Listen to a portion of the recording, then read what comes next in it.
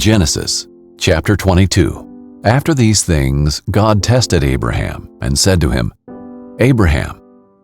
"Here I am," he answered. "Take your son," he said, "your only son Isaac, whom you love. Go to the land of Moriah and offer him there as a burnt offering on one of the mountains I will tell you about." So Abraham got up early in the morning, saddled his donkey, and took with him 2 of his young men and his son Isaac. He split wood for a burnt offering and set out to go to the place God had told him about. On the 3rd day, Abraham looked up and saw the place in the distance. Then Abraham said to his young men, "Stay here with the donkey. The boy and I will go over there to worship. Then we'll come back to you." Abraham took the wood for the burnt offering and laid it on his son Isaac. In his hand he took the fire and the knife, and the 2 of them walked on together.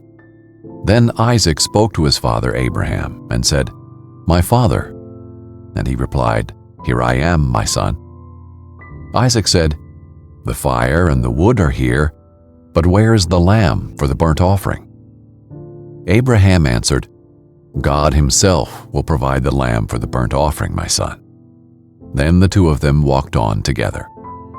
When they arrived at the place that God had told him about, Abraham built the altar there and arranged the wood. He bound his son Isaac and placed him on the altar on top of the wood. Then Abraham reached out and took the knife to slaughter his son. But the angel of the Lord called to him from heaven and said, "Abraham, Abraham." He replied, "Here I am."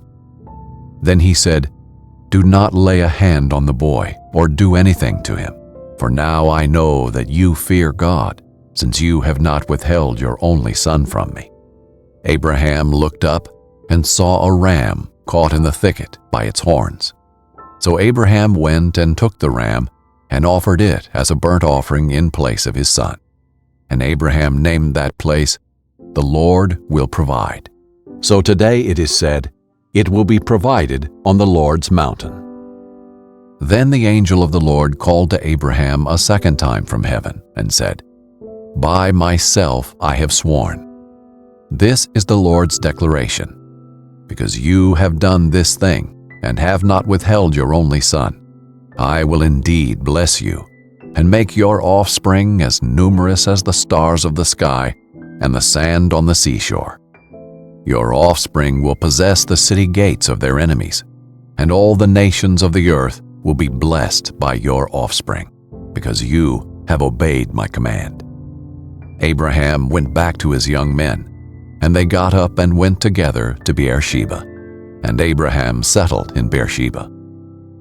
Now after these things Abraham was told, "Milcah also has borne sons to your brother Nahor.